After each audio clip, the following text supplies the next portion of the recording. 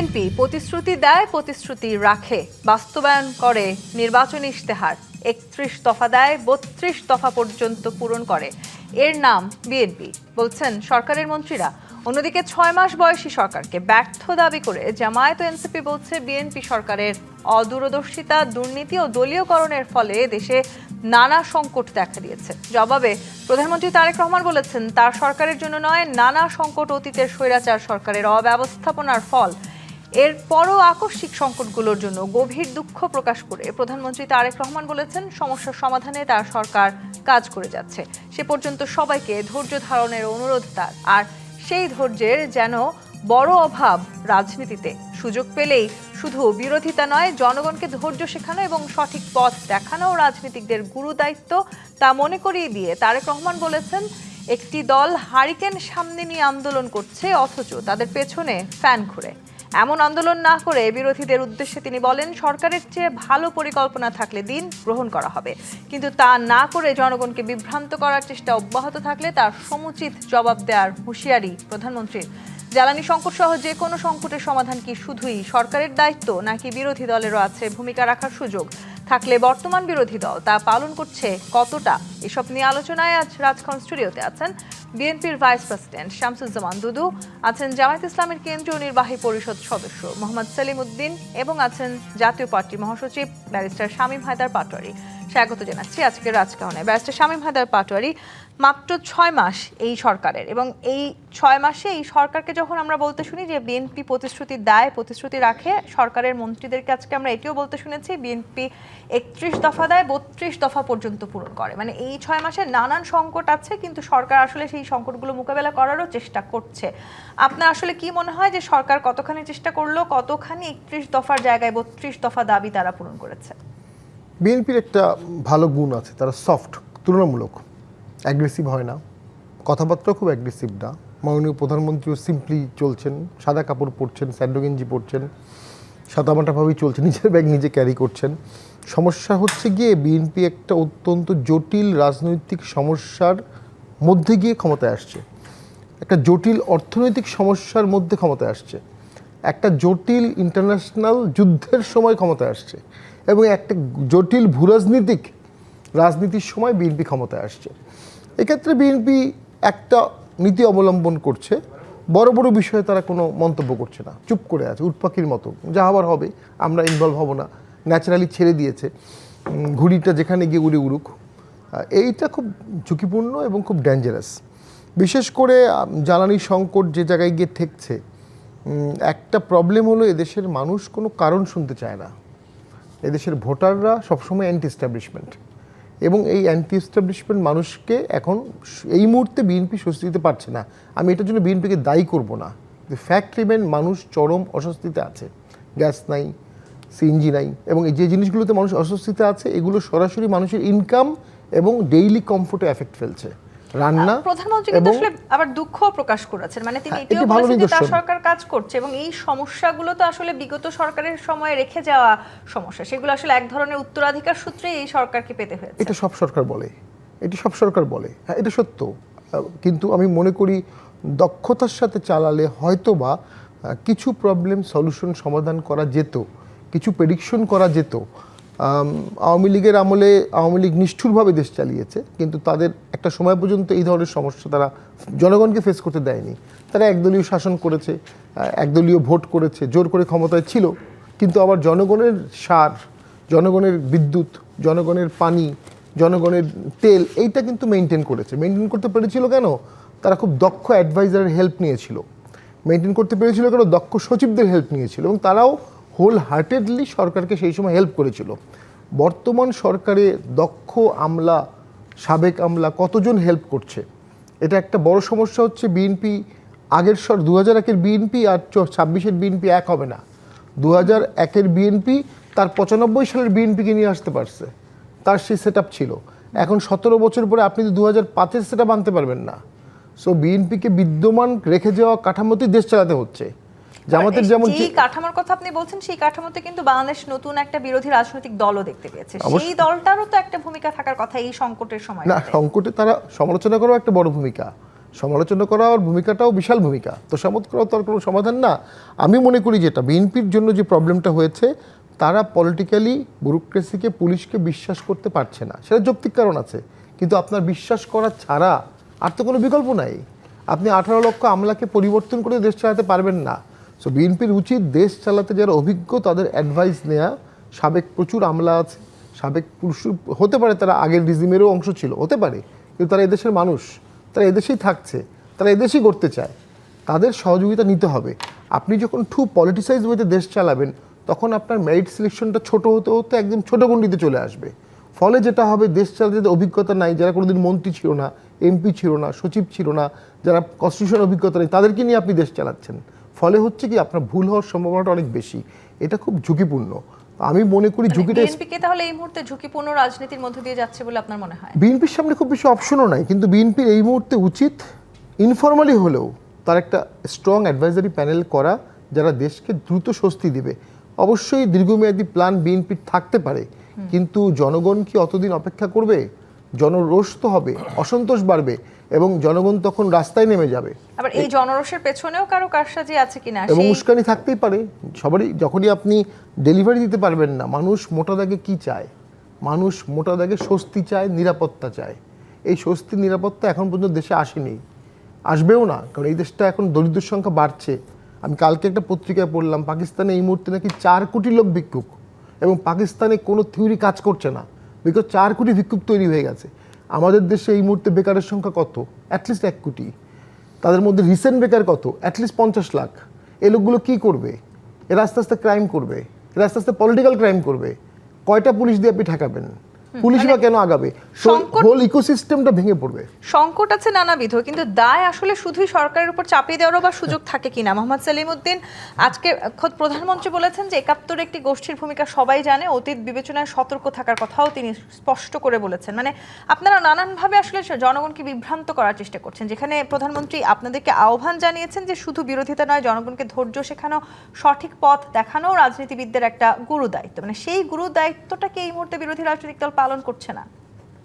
যে দেখেন, জামাতে ইসলামীর মতো যে দল এখন প্রধান বিরোধী দলে আসছে, এই দলটি একটা দীর্ঘ রাজনৈতিক চর্চার মধ্য দিয়ে, সংগ্রামের মধ্য দিয়ে, প্র্যাকটিসের মধ্য দিয়ে এই দলটি তার নিজের দলের অভ্যন্তরে গণতন্ত্র প্র্যাকটিস করে, মানুষকে নর্মস শেখায়, মানুষকে ইতিহাস শেখায়, ঐতিহ্য শেখায়, এবং কিভাবে পরস্পরের মধ্যেও ডিবেট করতে হবে।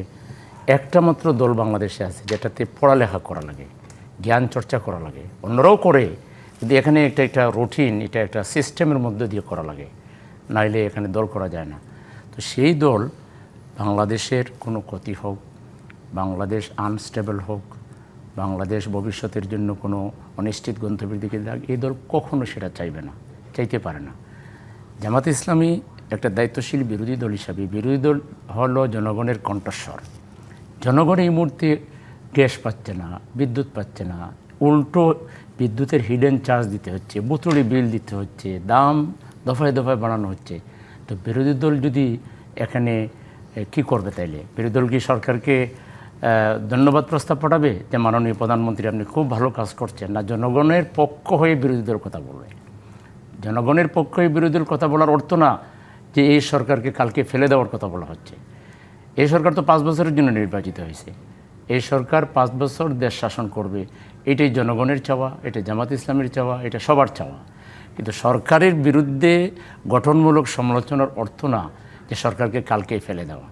সরকারের বিরুদ্ধে গঠনমূলক সমালোচনার অর্থ হইল যে আপনি যেটা বললেন যে বিরোধী দল কি দায়িত্ব পালন করছে, বিরোধী দলের দায়িত্ব পালন করছে, অর্থাৎ গঠনমূলক সমালোচনার মাধ্যমে সরকারকে সহযোগিতা করে। এই প্রশ্নটা আমি করতে চাইছিলাম, দেশ চালাতে হলে গঠনমূলক সমালোচনার কথা বলছেন, সেগুলো আসলে আপনাদের নেতাকর্মীদের বক্তব্যের মধ্য দিয়ে কি সত্যিকার অর্থেই গঠনমূলক সমালোচনা? 100% আমার একজন নেতার বক্তব্য দেখান যে বক্তব্যের মাধ্যমে রাষ্ট্রের আইন শৃঙ্খলা, রাষ্ট্রের যে ভবিষ্যৎমুখী চিন্তা চেতনা, এগুলোকে বাধাগ্রস্ত করে একটা কাজ। আজকে যদি দেখেন, যদি জামাত বিরোধী দল না হয়ে এই জায়গায় অন্য কেউ বিরোধী দল হতো, ইতিমধ্যে হরতাল হয়ে যেত, ইতিমধ্যে অবরোধ হয়ে যেত, ইতিমধ্যে এমন সব বিশৃঙ্খলা হতো যেটা আপনি কল্পনা। অতীতে আপনি দেখেন, অতীতের বিরোধী দলগুলোর বক্তব্য, বিবৃতি, আচার আচরণ আপনি দেখেন, আর জামাত ইসলামীর আচার আচরণ দেখেন। জামাত ইসলামী রাইটলি এবং অত্যন্ত শার্পলি এবং অত্যন্ত সমস্যাগুলোকে সুন্দরভাবে তুলে ধরে সরকারকে গাইডলাইন দিচ্ছে, সরকারকে পথ দেখাচ্ছে।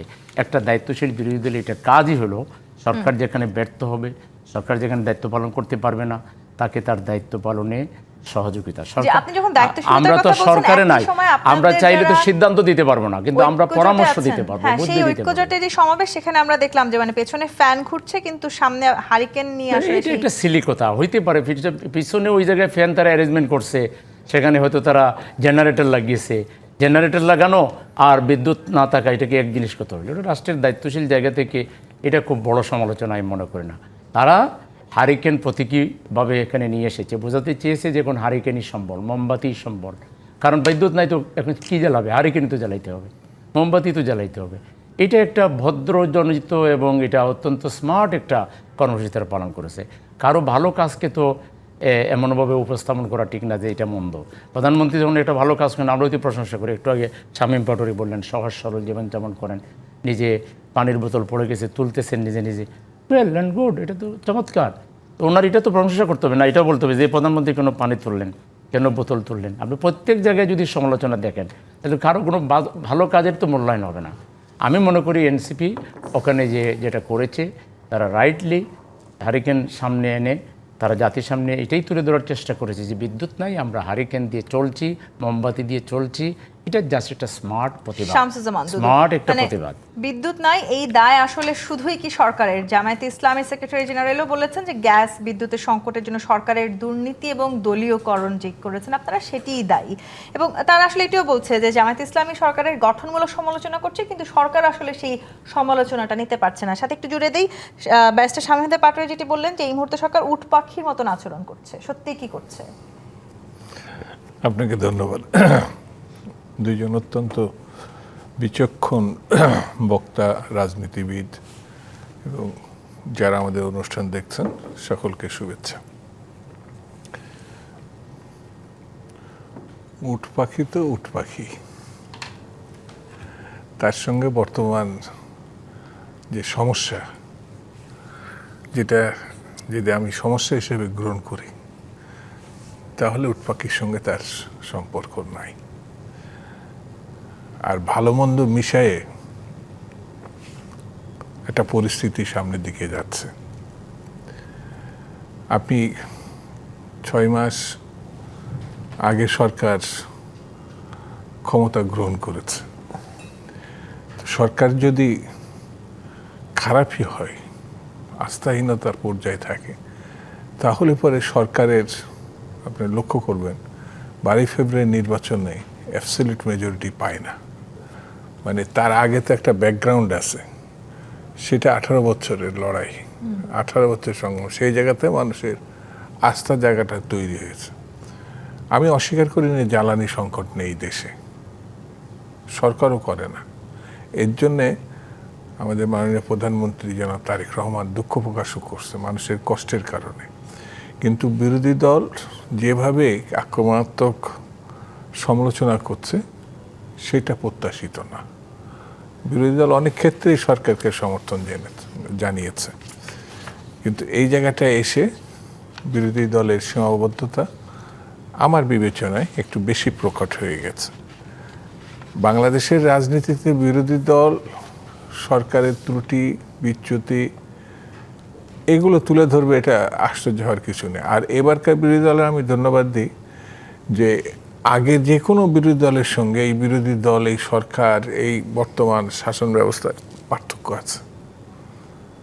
সেই জন্যে বিরোধী দলকে আমি ওয়েলকাম জানাই যে তারা যে সব সমালোচনাগুলো করছে এটা আরও বস্তুনিষ্ঠ হোক, আরও স্বাভাবিক হোক, এটাই আমি প্রত্যাশা করব। কিন্তু যেটি বলছে যে আপনারা আসলে এই খাতগুলোতে ব্যবস্থাপনা একেবারে ব্যর্থতার এক ধরনের চিত্র দেখিয়েছেন।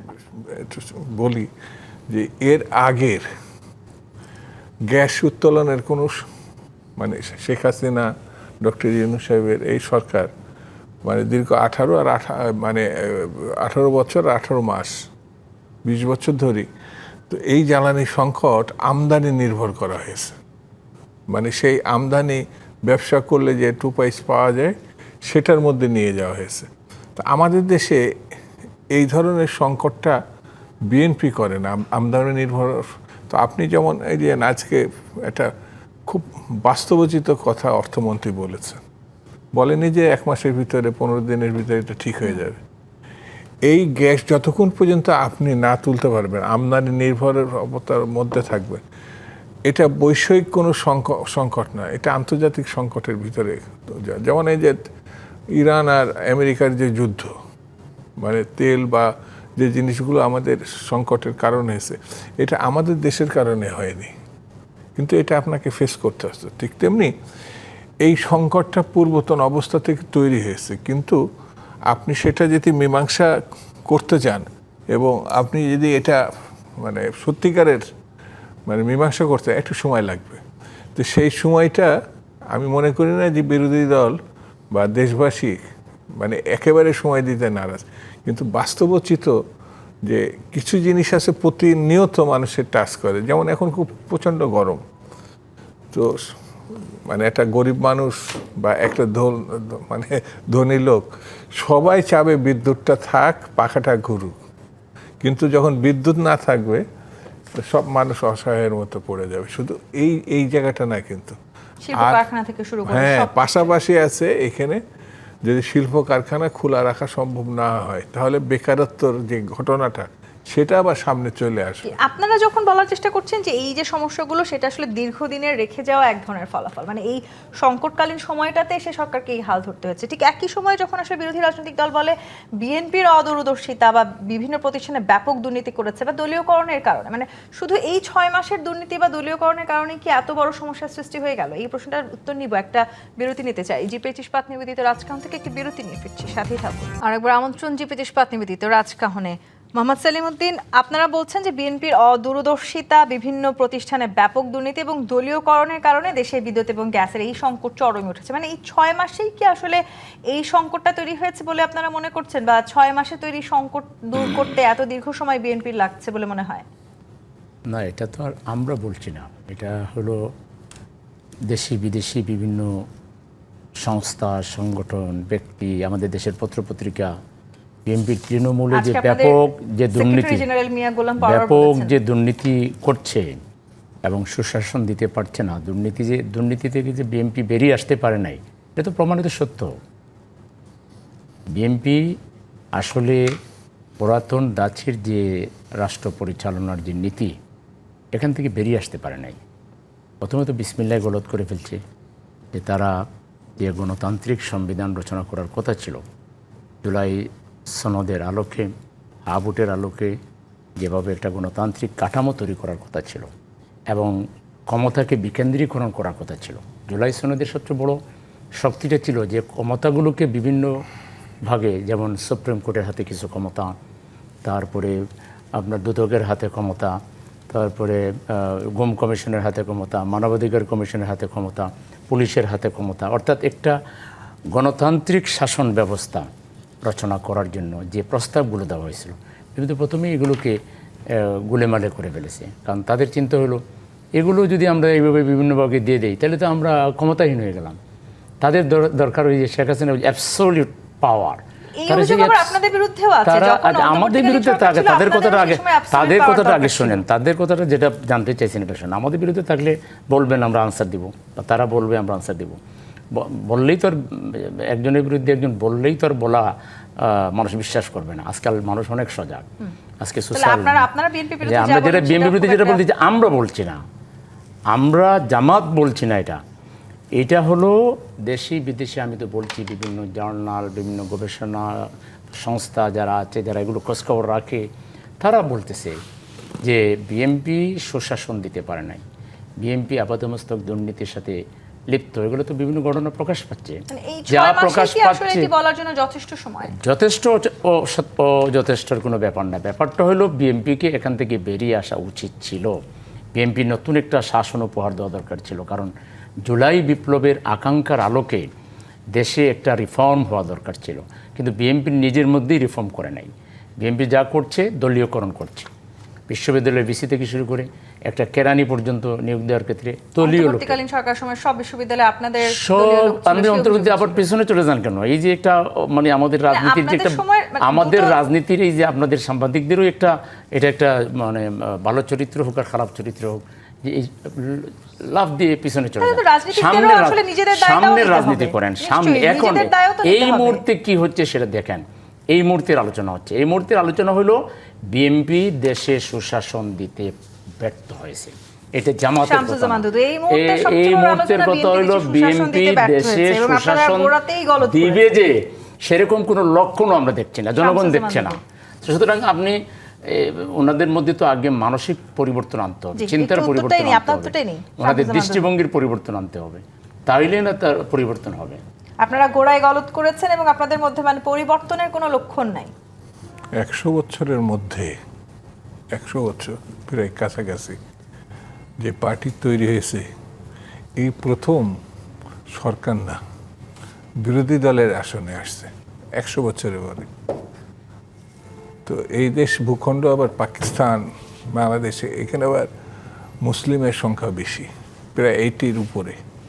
তারপরেও যে দলের নামের আগে ইসলামী লেখা আছে, তারপরেও কিন্তু এইটা কাজ করে নাই। তার মানে এই মানুষগুলো যা বলে ভোটাররা এটা বিশ্বাস করে না।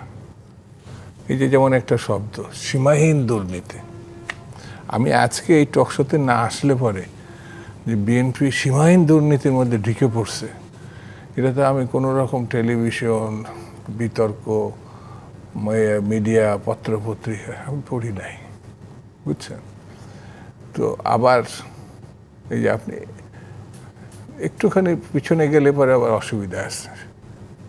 আপনি যদি একটু পিছনে যান তাহলে বলো এখনই আলোচনাটা করেন। তো একটু পিছনে গেলে দেখবেন এমন কোনো বিশ্ববিদ্যালয় ছিল না যেখানে তারা ভিসি নিয়োগ করে না, ক্ষমতায় যায়নি, নেম অফ মানে পার্টি ক্ষমতায় যায়নি, একটু সুযোগ পাইছে ডক্টর ইউনূসের উপর ভর করে মোটামুটি এটা করে ফেলছে। এটা একেবারে ওপেন সিক্রেট। কিন্তু জামায়াত ইসলামী অভিযোগ করছে যে আপনারা এখন ক্ষমতাকে কুক্ষিগত করে রাখতে চাইছেন, মানে সব জায়গায় আপনারা নিজেদের লোককে রেখেছেন এবং আপনারা যে দুর্নীতি করেছেন সেটারই একটা বড় প্রভাব হচ্ছে এখনকার এই নানান ধরনের সংকট। এটা আরো বেশি বলতে পারো 5 বছর পরে যখন বিএনপি নির্বাচনে যাবে তখন এটা বোঝা যাবে। আর এটা ওই রাজনৈতিক বক্তব্য কিছু থাকে, ওটা সীমাহীন দুর্নীতি, তারপর আরো কি কি আছে না, আমরা যখন মানে, কিন্তু ওই সময় রাজনীতি বাংলাদেশের প্রেক্ষাপটে আর বর্তমানের রাজনীতি একেবারে ভিন্নতর, একেবারে আপনি আগেরটার সঙ্গে মিলানো যাবে না।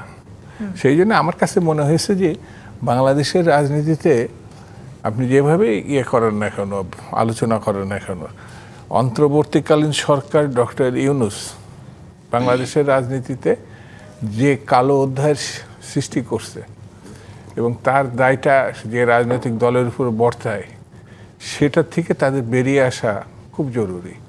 এটা আবার এই কারণে বলছে 12ই ফেব্রুয়ারি নির্বাচনের মধ্য দিয়ে এই গণরায়টা তারা প্রমাণ করছে। তারা যদি এত ভালো হতো তাহলে বিএনপি কোনোভাবেই এত মানে অ্যাবসলিউট মেজরিটি পায় না, বিরোধী দলে থাকতো। কারণ বিএনপি যে রাজনীতিটা করছে সেটা মানুষের জন্য রাজনীতি করছে, আর দলীয় রাজনীতি যেটা করছে মানে কিভাবে কি হতো সেটা যদি একবার ক্ষমতা আসতো, ক্ষমতা না পেয়ে ইউনিভার্সিটিগুলো তো দেখছে, ক্ষমতা আসলে কি হতো সেটা তো বোঝা, মানে মানুষের ব্যক্তিগত খাবার, পোশাক আশাকের উপরও হাত পড়ে যেত। অন্যগুলো বাদ দিলাম। ব্যারিস্টার শামীম হায়দার পাটোয়ারি, মানে দায় চাপিয়ে দিতে পারার এই যে আসলে এক ধরনের ট্রেন্ড বাংলাদেশের রাজনীতিতে, সেই ট্রেন্ডটা থেকে তো আমরা বেরিয়ে আসার চেষ্টা করছিলাম। মানে সরকারি দলে নিঃসন্দেহে দায়ের জায়গাটা অনেক বেশি, কিন্তু দায়টা আসলে জোর করে শুধু চাপিয়ে দিলেই কি হয় নাকি দায়টা আসলে সত্যিকার অর্থেই যাদের প্রত্যেকটা স্টেক হোল্ডারের যে দায় আছে, প্রত্যেকে যদি প্রত্যেকের জায়গা থেকে দায়টা নেয়, সংকটও সমাধান করা সম্ভব। দেখেন, বিএনপি দীর্ঘদিন ক্ষমতার বাইরে ছিল। 2006 সাল থেকে 3টা ফার্স্ট ভোট হয়েছে, অস্বীকার করবো না আমি। তারপরে একটা আন্দোলন হয়েছে, ব্যাপক আন্দোলন, সেই আন্দোলনে একটা সরকার পতন হয়েছে, 3 দিন দেশে সরকার ছিল না। তারপরে ডক্টর ইউনূস স্যার ক্ষমতায় আসছেন, উনি প্রায় 2 বছরের মতো ক্ষমতায় ছিলেন, 2 বছরের কম, 1.5 বছর, 18 মাস। এবং 18 মাসে উনি যে রিফর্মগুলো করে ফেলা উচিত ছিল উনি অনেকগুলো শুরু করেও শেষ করতে পারেননি। আমি বলবো আশানুরূপ রিফর্ম উনি করতে পারেননি। 111-এও অনেক রিফর্ম হয়েছে, 111 অনেক ব্যাড সাইড আছে, কিন্তু রিফর্ম সাইড আমি লয়ার হিসেবে বলবো 111 রিফর্ম সাইডে পলিসি লেভেলে ইনস্টিটিউশন লেভেলে অনেক কাজ করে গেছে, যেগুলো পরবর্তী গভর্নমেন্ট সব বাদ দিতে পারেনি। সেই কারণে বিএনপি যখন আসছে, বিএনপির জন্য আসলে তো একটা ভাঙ্গাচোরা স্ট্রাকচার যেটা বারবার ভেঙেছে। 3টা ভোটের পরে আওয়ামী লীগ রয়ে গেছে, বিএনপির জন্য কি মেগা প্রজেক্টগুলোই রয়ে গেছে, ভালো জিনিস, পদ্মা সেতু, এক্সপ্রেসওয়ে, এগুলো রয়ে গেছে, এমআরটি, এগুলো খারাপ জিনিস না, এগুলো ভালো জিনিস, এগুলো বিএনপি বন্ধ করা ঠিক হবে না, এগুলোকে আরও ফ্যাসিলিটেট করতে হবে, যে অংশ রিমেইনিং আছে ওটা করে ফেলতে হবে। তো সেখান থেকে বিএনপির আসলে কি করবে বিএনপি এখন, এটাই তো বিএনপি এখন বুঝবে না। কি অ্যাগ্রেসিভ অর্থনৈতিক পলিসিতে যাবে, সোশ্যাল ওয়েলফেয়ারে যাবে, বিএনপির মতো এত পুরাতন একটা দল, তারা কি আপনার মনে হয় যে এই 6 মাসে আসলে এটা বুঝতে পারছে না বা এই সিদ্ধান্তটা নিতে পারছে না? এটা সিদ্ধান্ত নিতে পারছে না তা না, সিদ্ধান্তগুলোই এমন যেটা দুদিকেই আপনাকে ক্ষতি ভালো সব দিক আছে। ধরে নেন আওয়ামী লীগের রিভাইভালের বিষয়ে যদি বিএনপি বলে হ্যাঁ আওয়ামী লীগ রিভাইভ হওয়া উচিত, জামাত এনসিপি আন্দোলন করবে, একদম গ্যারান্টিড।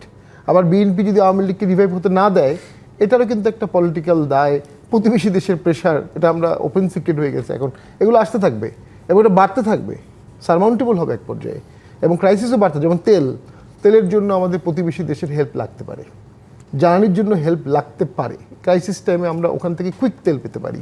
তো আরো অনেক বিষয় জামায়াত আছে। ইসলামী যেভাবে দায় চাপিয়ে দিচ্ছে সেটিকেও আপনি আসলে অনেকটাই দায়সারা মনে করেন কিনা? না, আমি মনে করি জামাত ইসলামী নিজেকে একটা বিরোধী দল দেখানোর চেষ্টা করছে। আমি মনে করি জামাতের মধ্যে একাংশের ধারণা এবং সঠিকভাবে যে 2001 থেকে 2006 তারা বিএনপির সাথে ওতপ্রোতভাবে ছিল এবং সেই সময়ের অনেক দুর্নীতি জামাতের লোক না করলেও ক্যাবিনেটে থাকার কারণে জামাতকে এই দায়টা নিতে হচ্ছে, এবং জামাতের যে 2জন মন্ত্রী ছিল তাদের বিরুদ্ধে কিন্তু দুর্নীতির কোনো অভিযোগ নাই, কিন্তু অ্যাজ এ হোল যেহেতু ক্যাবিনেটের পার্ট ছিল তারা দুর্নীতি থেকে সরে আসতে পারবে না। মেবি এই কারণেই জামাত সরকার থেকে নিজেকে এবার খুব ডিস্টেন্সে রাখছে। আমি একটা বিষয় বলবো, জামাতের বিরুদ্ধে অনেক সমালোচনা করব, কিন্তু জামাতকে 71 দিয়ে আর শুধু বিচার করা এখন ঠিক না। জামাত কিন্তু ডাকসু সহ সমস্ত বিশ্ববিদ্যালয়ে জয়লাভ করেছে এবং ফেয়ার ভোটেই করেছে, ল্যান্ডস্লাইড ভিক্টরি পেয়ে। তাহলে তরুণদের মধ্যে জামাত কিছু দিতে পেরেছে, একটা বড় অংশের তরুণকে, একটা রাজনীতি, একটা সিস্টেম, একটা কাঠামো। জি, কিন্তু সেই জায়গাটিতেও আসলে আজকে যখন প্রধানমন্ত্রী বলেন যে বিভ্রান্ত করতে এলে সমুচিত জবাব দেওয়ার তিনি আহ্বান জানিয়েছেন, মানে বিভ্রান্ত করার চেষ্টা তার মানে জামায়াত কোথাও না কোথাও গিয়ে করছে এই মুহূর্তে, এই সংকটকালীন 71 সময়টাতে। দিয়ে না, আমি বলবো ওই জামাতটা আপনি অন্য ডেলিভারি দিয়ে দিতে পারেন। এই সংকটকালীন সময়টাতে তাহলে আসলে বিরোধী রাজনৈতিক দলের ভূমিকাটা ঠিক কিরকম হওয়া উচিত ছিল? এই প্রসঙ্গে ফিরবো আবারও।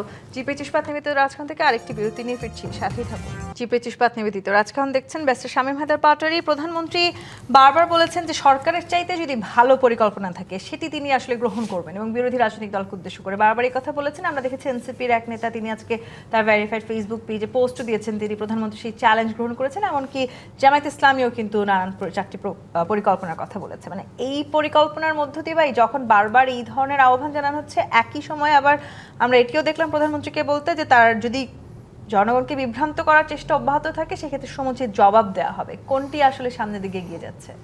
না, এটা আমি মনে করি এগুলো খুব বড় ইস্যু না। আসলে মাননীয় প্রধানমন্ত্রী ওই সিনেমার মতো খেলছেন, একটা সিনেমা হচ্ছে না, একদিনের জন্য সিএম দিয়ে দেয় অনিল কাপুরকে, অনেকটা এরকম। তো কেউ একজন আগেও আসতে পারে না। এই দেশ চালানো কঠিন, এই দেশ চালানো খুবই কঠিন। এরশাদ স্যার আমাকে বলে গেছেন যে এই দেশ চালানো খুবই কঠিন, ওয়েস্টার্ন ওয়ার্ল্ড চালানো খুব সোজা, কারণ সেখানে 80% কাজ রেডি থাকে। যিনি প্রাইম মিনিস্টার হন তিনি 20% কাজ করেন, ইনোভেটিভ কাজ করেন। বাংলাদেশে যিনি প্রাইম মিনিস্টার হবেন তাকে লিটারেলি 80% রিস্ক এবং কাজ করতে হবে। সেটার জন্য অভিজ্ঞতা লাগবে, অভিজ্ঞতা সম্পন্ন লোক পাশে রাখবে। অভিজ্ঞতার কোনো বিকল্প নাই এবং নেগোসিয়েশনের কোনো বিকল্প নাই, নেগোসিয়েশন শক্তির কোনো বিকল্প নাই এবং নেগোসিয়েটরের কোনো বিকল্প নাই। সেখানে সরকার, আমি মনে করি, এটা আমার ব্যক্তিগত অভিমত, এটা আমার বলা ঠিক না যেহেতু আমি বিএনপির কেউ না, বিএনপি তার পূর্ণ শক্তি ব্যবহার করেনি। বিএনপি এক্ষেত্রে আবেগী অ্যান্ড রোমান্টিসিজম দিয়ে দেশ চালাচ্ছে, অথবা একটা ইংলিশ শব্দ আছে। এইরকম বাংলাদেশের এই পরিস্থিতিতে আবেগী এবং রোমান্টিসিজম দিয়ে দেশ চালানোর মানে সুযোগ কি আসলে বিএনপির কাছে আছে? অবশ্যই নেই। বিএনপি সেরেন্ডিপিটি একটা শব্দ আছে, যে হঠাৎ অপ্রত্যাশিত ভালো কিছু হয়ে যাবে। হয়তো বা সরকার ভাবছে অপ্রত্যাশিত কিছু ভালো, যেহেতু আমরা খারাপ কাজ করছি না, গুম হচ্ছে না, আল্লাহ ভক্ত মানুষ আমরা, আমাদের জন্য ভালো কিছু হয়ে যাবে। অপ্রত্যাশিত ভালো কিছু কি বিরোধী দল হইতে দিবে না, সেটা বিরোধী দল তো ঠেকাবে না ভালো কিছু হলে, কিন্তু অপ্রত্যাশিত ভালো হবে এমনটা প্রত্যাশা না রাখাই ভালো। দেখুন, রাজনীতি আপনাকে কঠিনভাবে অঙ্কের ভিত্তিতেই করতে হবে, লাভ ক্ষতির খেলা দিয়েই করতে হবে। কোনটায় দেশের লাভ, কোনটায় দলের লাভ, কোনটায় সরকারের লাভ, এখানে ঠিক আবেগ খুব একটা কাজ করে না। যেমন প্রথমেই সরকার কিন্তু ম্যাসিভ উচ্চাকাঙ্ক্ষী সোশ্যাল ওয়েলফেয়ার নিয়ে নিয়েছে প্রথমেই। এইটা 5 বছর ক্যারি করা এবং অনেস্টলি করা, এই লিস্ট এটা সরকারের জন্য বিশাল চ্যালেঞ্জ হয়ে যাবে। এটা কিন্তু নিয়ে সরকারি মন্ত্রী বারবার বলছেন যে তারা প্রতিশ্রুতি দেন, প্রতিশ্রুতি রাখেনি। ফ্যামিলি কার্ডের কথা বা যে কার্ডগুলোর কথা আপনি বলছেন সেগুলো তারা প্রতিশ্রুতি রাখছেন, রাখার চেষ্টা করছেন। এখনো এই প্রতিশ্রুতি পালন করা অনেক বড় টাস্ক এবং নিখুঁতভাবে লিস্টটা করা অত্যন্ত কঠিন কাজ, কারণ আপনার জাতিগতভাবেই খুব একটা সৎ এমনটা বলবো না, আমাদের নেতৃবৃন্দ নেতাকর্মীরা সৎ এমনটাও বলবো না। দেখা যাবে এখানে অনিয়ম হবে এবং অনিয়মের অনেক নিদর্শনও আছে। আমার নিজের সুন্দরগঞ্জ এলাকাতেও এটা নিয়ে মিছিল মিটিং হয়ে টিউনো অফিসে তালা পর্যন্ত হয়ে গেছে। তো এটা ঘটছে, তো সেইগুলো আমি মনে করি একটু পরে করা উচিত ছিল। আগে আমাদের অর্থ সঞ্চয়, কর্মসংস্থান সৃষ্টি, ওই দিকে জোর দেওয়া উচিত ছিল। পাশাপাশি দেশে তো একটা পলিটিক্যাল সলিউশন লাগবে। আওয়ামী লীগ, বিএনপি, জামাত ইসলামী, জাতীয় পার্টি, অন্য সব দল, এদের মধ্যে একটা রেজলিউশন লাগবে। সেটা হতে পারে আওয়ামী লীগের জন্য খুব হার্শ। আমি একটা উদাহরণ দিই, সেকেন্ড ওয়ার্ল্ড ওয়ারের পরে, ফার্স্ট ওয়ার্ল্ড ওয়ারের পরে হিটলারকে, জার্মানিকে কোনো রেজলিউশন দেওয়া হয়নি 10-15 বছর, নির্মমভাবে সাক করা হয়েছে। সেই জার্মানি কিন্তু সেকেন্ড ওয়ার্ল্ড ওয়ার আবার করে ফেলছে। তো সেইটার জন্য একটা রেজলিউশন লাগবে। সেটাও তো আসলে জনগণের Treaty of উপর ছেড়ে দিতে Versailles যেটা হবে। হয়েছিল, জনগণ কোন রাজনৈতিক দলকে দেখতে চায়, জনগণ ক্ষমতায় কাকে দেখতে চায় সেটা এক জিনিস, কিন্তু আসলে আওয়ামী লীগকে পতন ঘটানো ছিল একটা আন্দোলন। আওয়ামী লীগকে নিষিদ্ধ করা তো আসলে কোনো আন্দোলন ছিল না, সেটা আওয়ামী লীগের অনেক দায় আছে। সেটা হয়তো হ্যাঁ তাদের তো কর্মকাণ্ডের কারণে। সেখানে আপনার সকলের সহাবস্থানটা নিশ্চিত করতে হবে, তাহলে দেশের অর্থনীতি শান্ত হবে, জি, তাহলে মোহাম্মদ অর্থনীতি সেলিমউদ্দিন, অশান্ত থাকবে। এই যে অর্থনৈতিক যে সংকটের কথা আমরা বলছি, কিংবা আসলে যে সময়টাতে আমরা দাঁড়িয়েছি, সেই সময়টাতে বিরোধী দল এবং সরকারি দলকে নানান রকমের দায় চাপিয়ে দেওয়ার বক্তব্য আমরা বলতে শুনছি। একই সময়ে আপনাদেরকে এটিও বলতে শুনেছি যে জনগণের জন্য কাজ না করলে বিদায় দিতে বাধ্য হব। মানে 6 মাসেই একটি সরকারকে বিদায় দিতে আপনারা কেন বাধ্য হবেন বলে মনে হলো? দেখেন, ওই যে ওখানে যেটা বলা হয়েছে 6 মাস উল্লেখ করে বলা হয়নি। আপনি মেন করতেছেন যে বোধহয় এটা 6 মাসের মানে মধ্যে এই বলা সময়ের হচ্ছে। মধ্যে কেন বিদায় দিতে বাধ্য এটা একটা হব বললেন ভবিষ্যৎবাণী আপনারা? যে আপনারা যদি সঠিকভাবে বুঝতে না পারেন, সঠিকভাবে অর্থনীতি চালাইতে না পারেন, দেশ চালাইতে না পারেন, তাহলে অতীতের ব্যর্থতা নিয়ে যারা বিদায় নিছে ওই দিকেই আপনাদের যেতে হবে। এটা একটা সতর্কবাণী, এটা বিরোধী দলের প্রকৃতি, এটা নসিহা। এটা কোনো না যে খাইলে সরকার পড়ে যাচ্ছে, এটা মিন করে না। এটা এরকম সরকার যদি মনে করে তাহলে সরকার ওটা দুর্বল সরকার প্রতীয়মান হবে। বিরোধী দল এরকম কথা বলবে কেন? বিরোধী দল সানি ইমামের ভূমিকা পালন করতেছে মসজিদে। আপনি এটা বুঝবেন কিনা, মসজিদে ইমাম সাহেব যে তাকে পিছনে আরেকজন থাকে যিনি ইমাম বল করলে লোকমা দেয়। সানি ইমামের শত্রু না, ইমামের বন্ধু, গোটা নামাজিদের নামাজ রক্ষা করে। এখন উনি জুড়ে যখন আল্লাহু আকবার বলে বা সুবহানাল্লাহ বলে, এর অর্থ ইমামরে ভয় দেখে না, ইমামরে সতর্ক করে। তা আমাদের দেশে ইমাম সাহেবরা তারা তো মানুষ, তারা তো বল করতে পারে না। এই জন্য আমরা তাদেরকে একটু আওয়াজ দিয়ে তাদেরকে একটু সতর্ক রাখতেছি। দেখেন, অতীতে কিন্তু স্বৈর শাসকরা, অতীতে যারা অর্থনীতি চালাইতে পারে নাই, দুর্নীতি করছে, তারা কিন্তু বেকায়দায় পড়ছে। আপনারাও পড়বেন, সাবধান হন, এটা বলতেছে। আর বিএনপি দেখেন কন্ট্রাডিক্টরি কীভাবে করতেছে। মার্চ এপ্রিলে দেখুন জ্বালানি সংকট হলো, কোনো জ্বালানি সংকট নাই, কোনো জ্বালানি সংকট, কিন্তু ওইদিকে সিএনজির পাম্পে দীর্ঘ লাইন, মানুষ 1 সপ্তাহ ধরে রাস্তায় ঘুমাইতেছে।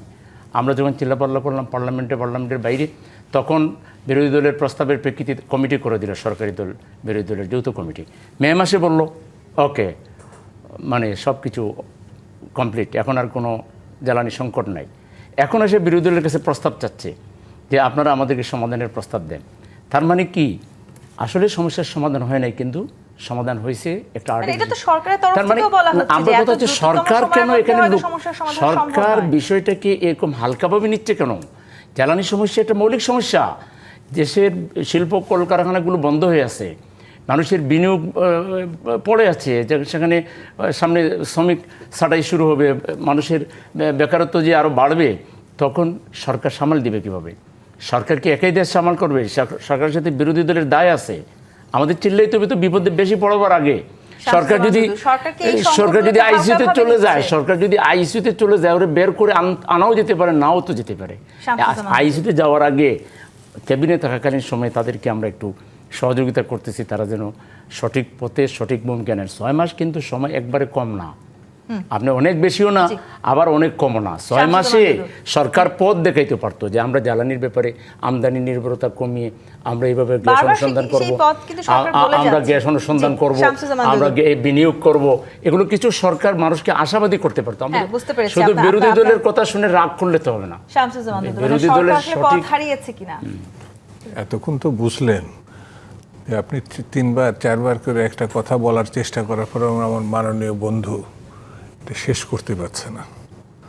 তো বিরোধী দলের রাজনীতিটা এই আমাদের সেলিম ভাইয়ের বক্তব্য উপস্থাপনের মধ্যে দিয়ে বুঝতে পারছেন যে যতটুকু মানে করা কতটা সক্রিয়টা বোঝা গেল আর কতটুকু- বিরোধী দল সক্রিয় ভূমিকা রাখছে। ঘটনা অবস্থা বুঝছেন, কতটুকু বলার দরকার, কতটুকুর মধ্যে শেষ করার দরকার, এটা মানে বিরোধী রাজনীতি এখনো বুঝতে পারছে না। এটা তাদেরও দোষ না, মানে প্রথমবার অনেক কিছু ভুল টুল হতে পারে, সেই ভুলের মধ্যেই আছে তারা। সেই ভুল থেকে বেরোতে হলে পরে যেমন আছে না যে বিরোধী দলের আপনি কথা গুরুত্ব দিলেন না, তখন আরেক রকম গুরুত্ব দিলেন, আমরাই তো সব কিছু করছি। তো রাজনীতিতে একটা জেন্টেলমেন্ট মানে বিহেভিয়ার যদি না থাকে তাহলে পরে মানে গণতান্ত্রিক বিধি ব্যবস্থায় সামনের দিকে এখনো খুব কঠিন। এখন যেটা হচ্ছে, বিরোধী দল যেটা ভূমিকা পালন করছে, সেটা আমি মনে করি এটা নিয়ে উদ্বিগ্ন হওয়ার কিছু নেই। এটা ফ্রেন্ডলি তারা এই কথাগুলো বলছে। এতে বাংলাদেশের রাজনীতিতে আমি একটু আগেই বলেছি যে অতীতের যে ভূমিকার বর্তমানের যে ভূমিকা, এটা একেবারে ভিন্নতর, একেবারে অন্য ধরনের। সেই জন্যে দেশটা সবার, শুধু সরকার নির্বাচনে জয়লাভ করছে, অ্যাবসলিউট মেজরিটি আছে, আর কারোর কোনো কথা বলার দরকার নেই, সরকারি যেটা মনে আমি করবে আমি সেটা। একটু শামসুর মধ্যে একটা প্রশ্ন আপনার সাথে একটু যুক্ত করতে চাই। মানে জামায়াত ইসলামী যখন বলছে যে 6 মাস আসলে অনেক বেশি সময় না, আবার একটি সরকারকে সরকার কতখানি কাজ করতে পারছে সেটি বলার জন্য খুব একটা কম সময়ও না। সরকারের কি মনে হয় মানে জামায়াত ইসলামী যদি ক্ষমতায় থাকতো এই 6 মাসে সবকিছু ঠিকঠাক করে দিতে পারতো? সেটা যে সম্ভব না, জনগণই তো মানে তারা তো রাজনীতি করে আজকের থেকে না, দীর্ঘদিন। আর নির্বাচনের কথা বলছে তো মানুষ, বিএনপি, জামায়াত ইসলাম বা অন্য রাজনৈতিক দলগুলো সবার বক্তব্য মানে মৌখিক লিখিত বক্তব্য চায় না বুঝেই তো ভোটটা দেয়। আমি জামাতকে ছোট করছি না, মানে এই 6 মাস ছোট না বড়, কম সময় না বেশি সময়, এর থেকে বড় কথা হচ্ছে যে পিছনে একটা অব্যবস্থাপনার পরে কিন্তু এই সময়টা বিএনপি ক্ষমতায় আসছে। যেমন 71-এর একটি বড় ধরনের মুক্তিযুদ্ধের পরে কিন্তু তার পরবর্তী সরকার আসছে। সেই মানে স্থির ধৈর্য এইগুলো থাকলে হয়তো তখনকার ইতিহাস অন্যরকম হতো। অহংকারের ভিতর যখন পড়ে যায় কোনো দল, সেটা যদি এখনো পড়ে যায় সেটা বিপজ্জনক। জি। সেই জন্যে বিএনপি বা সরকার বা বিরোধী দল বা অন্যান্য রাজনৈতিক দলের আমার বিবেচনায় সমন্বিত প্রয়াসে এই সংকট থেকে আমাদেরকে বেরিয়ে আসতে হবে। ধন্যবাদ শামসুজ্জামান দুদু, মোহাম্মদ সালিমউদ্দিন, ব্যারিস্টার শামীম পাটোয়ারি আজকে রাজকাহনের সময় দেওয়ার জন্য। দর্শক, আজকের মতো বিদায় নিচ্ছি। জি25 নিবেদিত রাজকাহন থেকে ফিরবো আগামীকাল রাত 10টায় নতুন রাজকাহন নিয়ে। ডিবিসির সঙ্গেই থাকুন।